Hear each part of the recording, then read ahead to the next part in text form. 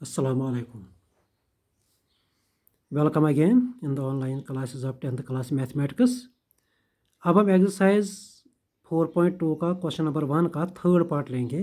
यहाँ पर एक क्वाड्रेटिक इक्वेशन है √2 into x square plus 7x plus 5 into √2 is equal to 0। ये क्वाड्रेटिक इक्वेशन है, इसको हमें फैक्टराइजेशन मेथड से सॉल्व करना है।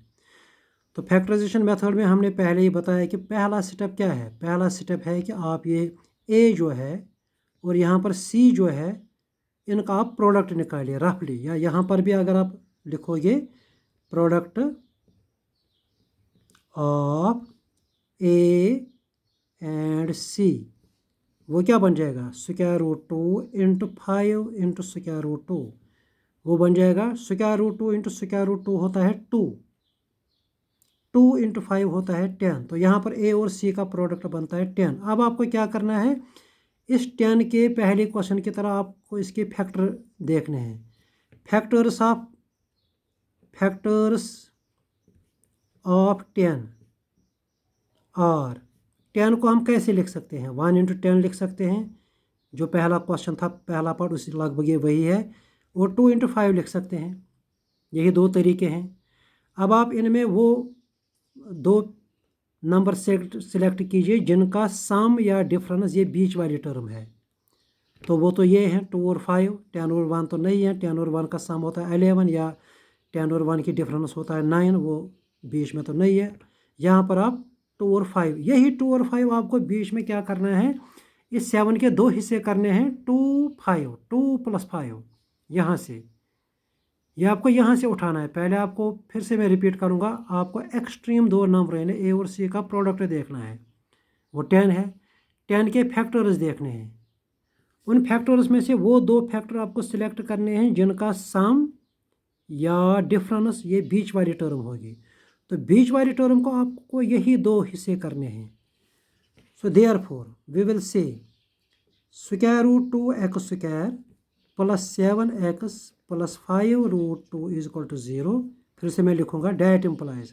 अब यहाँ से हमारा क्वेश्चन, असली क्वेश्चन स्टार्ट होता है। यहाँ पे ये सिर्फ समझने के लिए है, ये हम एग्ज़ाम में भी लिख सकते हैं, या अगर ये नहीं भी लिखेंगे तो चलेगा। यहाँ से आप सीधे लिख सकते हो √2 एक्स स्क्वायर। अब 7 की जगह हमने क्या बोला, 5 और 2, तो यहाँ पे लिखो 2 प्लस 5 हो गया ना 7, तो बाहर लिखो x plus 5 √2 is equal to 0। अब इसके बाद क्या करो, ये दो हिस्से जो आपने किए, इसको इन दोनों को आप ये x अलग अलग दे दो, 2 इंटू एक्स 5 इंटू एक्स, और साथ में ये बाहर वाली साइन भी दे दो। तो ये बन जाएगा √2 x square plus 2x plus 5x plus 5 √2 is equal to 0। अब ये तो हो गया, ये अलग अलग देना। अब इसके बाद जो हमने क्वेश्चन नंबर 1 के फर्स्ट पार्ट में किया था वही प्रोसेस रिपीट करनी है। पहला स्टेप होता है कि इस बीच वाली टर्म को सेपरेट करना है। सेपरेट करने के लिए ऊपर वाला रूल मैंने बताया। अब इसके बाद ये एक्स अलग अलग देने के बाद ये 1 2 3 4 टर्में बनती हैं। 4 टर्में बनने के बाद क्या करना होता है, पहली दो टर्मों में देखना है कॉमन क्या है, लास्ट दो टर्मों में देखना है कॉमन क्या है, वो कॉमन निकालना है। पहली दो टर्म में अगर आप देखोगे एक्स और एक्स कॉमन है। उसके बाद √2 यहाँ पे है 2 को समझना है कि ये √2 इंटू √2, क्योंकि मैथमेटिक्स में अगर हम √2 इंटू √2 करेंगे ना, वो 2 होता है। √3 इंटू √3 3 होता है। √5 इंटू √5 5 होता है। तो यहाँ पे आप समझो कि ये 2 जो है, समझो ये √2 इंटू √2, यानी इसमें भी √2 है। तो √2 आप कॉमन निकालो और x भी कॉमन निकालो। तो समझो यहाँ पे आपने निकाला √2 इंटू एक्स, तो यहाँ पे बचेगा x प्लस यहाँ पे आपने x बाहर निकाला, ये आपने बताया कि ये √2 इंटू √2, एक √2 आपने बाहर निकाला तो एक √2 अंदर बचेगा। चलो ये तो हो गया ये। अब लास्ट दो टर्म में कॉमन क्या है, 5 बस खाली 5 यहाँ x कॉमन नहीं है, तो 5 कॉमन निकालो। ब्रैकेट में क्या बचेगा, x plus √2 is equal to 0। अब इसके बाद क्या करो, ये ब्रैकेट जो है x प्लस √2 यहाँ पे देखिए, ये जो मेथड हम दिखा रहे हैं, ये सेपरेटिंग मिडल टर्म, ऊपर में जो हमने रूल बताया, इस रूल को जब हम फॉलो करेंगे ना, तो यहाँ पे एक बात होती है कि इस ब्रैकेट में भी वही चीज़ आपको रहेगी और इस ब्रैकेट में भी वही चीज़ रहेगी। अगर ये इन ब्रैकेटों में सेम चीज़ नहीं रहती है तो हमने ऊपर में कोई गलती की है, हमने रूल को फॉलो नहीं किया है।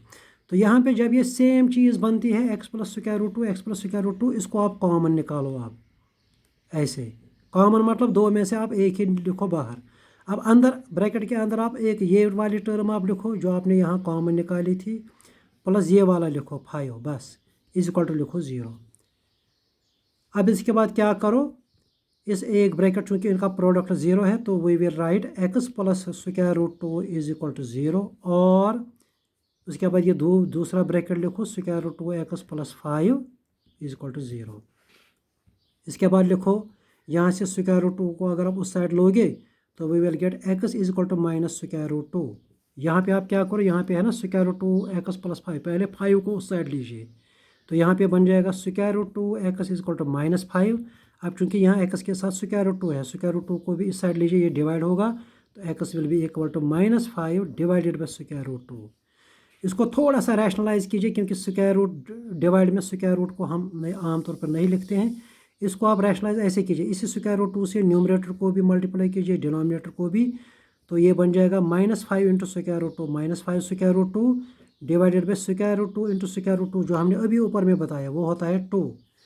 तो इस तरह से एक्स का दूसरा वैल्यू निकलता है minus 5 square root two divided by 2। So therefore we will say x is equal to, एक तो निकला माइनस स्क्वायर रूट टू, दूसरा क्या निकला minus 5 square root two divided by 2। तो ये इस गिवन इक्वेशन के सॉल्यूशन हैं।